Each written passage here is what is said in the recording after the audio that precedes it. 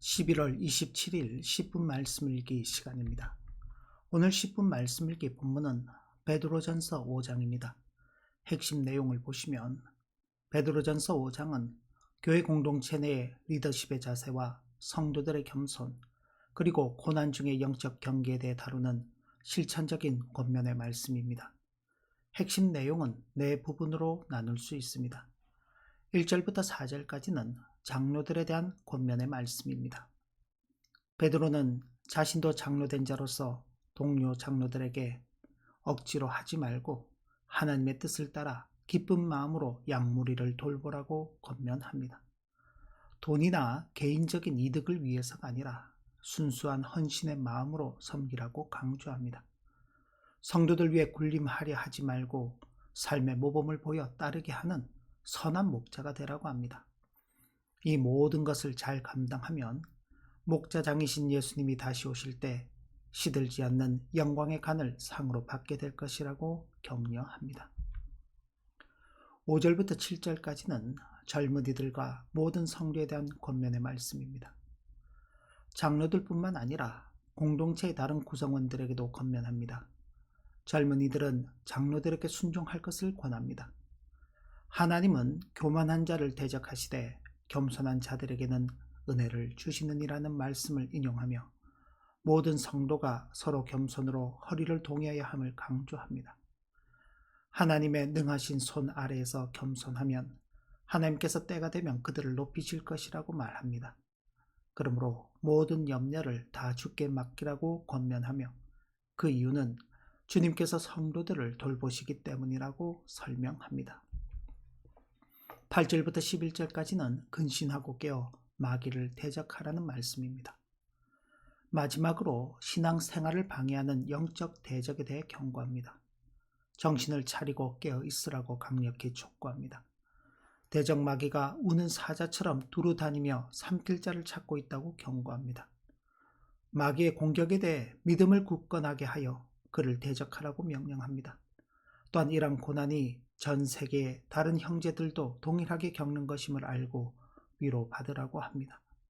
고난은 잠시뿐이며 모든 은혜의 하나님께서 성도들을 부르신 그 영광에 들어가게 하기 위해 친히 그들을 온전하게 하시며 굳건하게 하시며 강하게 하시며 털을 견고하게 하실 것이라고 약속합니다. 12절부터 14절까지는 마지막 인사의 말씀입니다. 실루아노를 통해 이 편지를 썼음을 밝힙니다.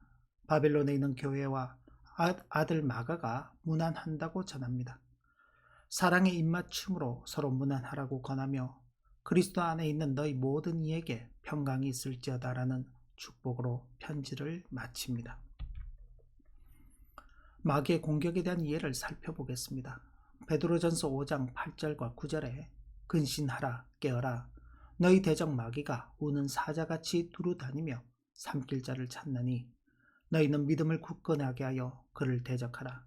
이는 세상에 있는 너희 형제들도 동일한 고난을 당하는 줄을 알미라는 말씀에서 나타나고 있는 마귀의 공격에 대해 종교개혁자들과 개혁주의 신학은 매우 분명하고 성경 중심적인 해석을 제시했습니다.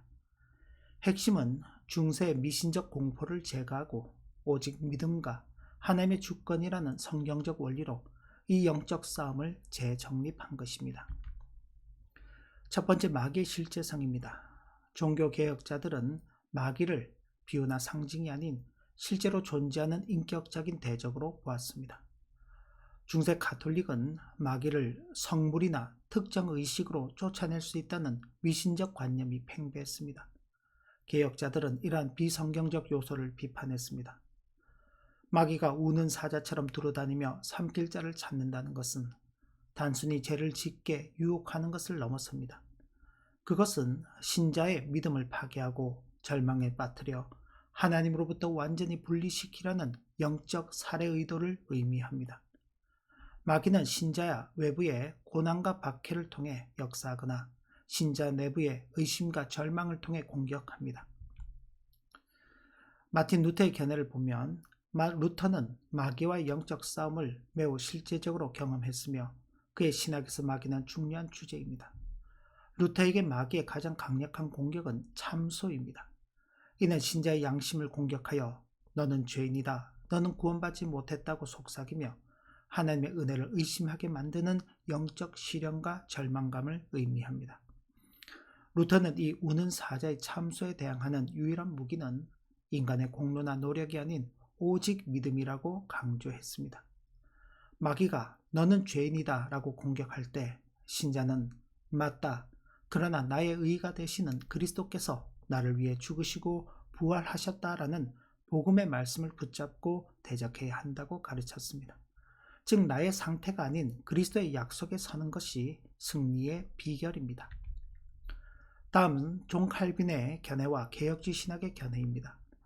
칼빈 역시 마귀의 실제와 공격을 인정했지만 그의 해석은 하나님의 절대 주권이라는 틀 안에서 이루어집니다. 마귀는 하나님의 통제 아래에 있다는 것이 개혁주의 신학의 가장 중요한 핵심입니다.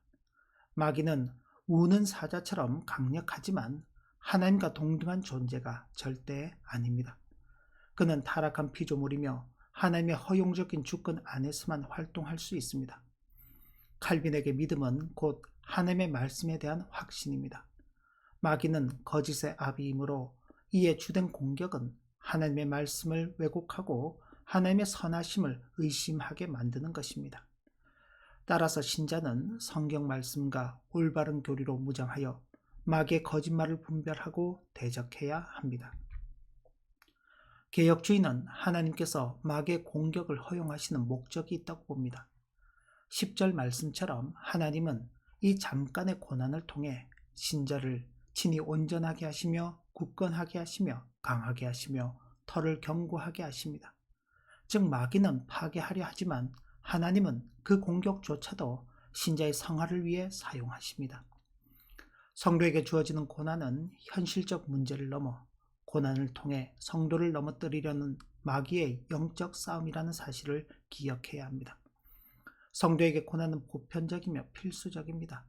만약 성도가 세상에 속한 자라면 마귀의 공격도 세상이 주는 고난도 없을 것입니다.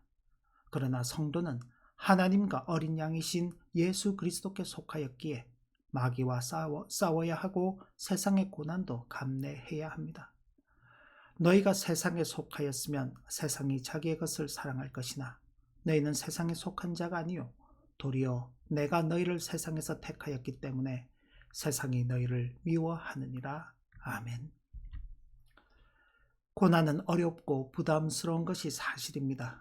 신앙의 초보자뿐 아니라 비교적 성숙한 성도들조차 고난으로 인해 낙심할 때가 있습니다. 그러나 베드로는 고난을 하나님의 참된 은혜라고 하는 역설적 교훈을 제시합니다. 이 교훈 아래에서 성도는 고난을 통해 자신의 죄를 깨닫고 멀리하며 육체의 남은 때를 인간의 정욕이 아닌 하나님의 뜻을 따라 살아가게 됩니다. 또한 선을 행하다 당하는 고난은 그리스도의 고난에 참여하는 것이므로 고난의 터널을 통과한 성도는 다시 오실 그리스도를 기쁨으로 맞이하게 될 것입니다. 이 영적 싸움의 길은 누구도 혼자 걷는 길이 아닙니다. 베드로에게는 실로아노라는 동력자가 있었고 소아시아 교회 성도들에게는 바벨론에 있는 교회와 마가가 함께 있었습니다. 어렵고 힘든 길이지만 서로 위로하고 격려하며 은혜에 굳게 서서 함께 걸어가야 하겠습니다. 기도합니다.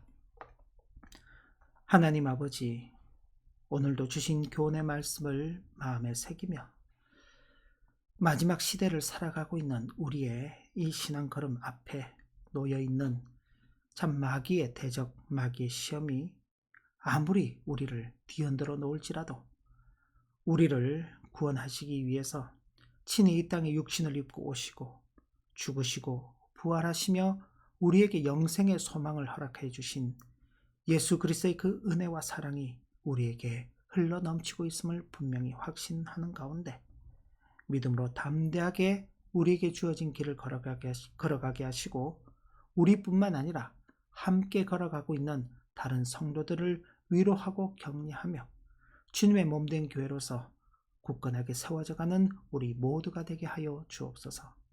예수님의 이름으로 기도 올리옵나이다. 아멘. 네, 오늘도 복된 하루가 되시기를 진심으로 기원합니다.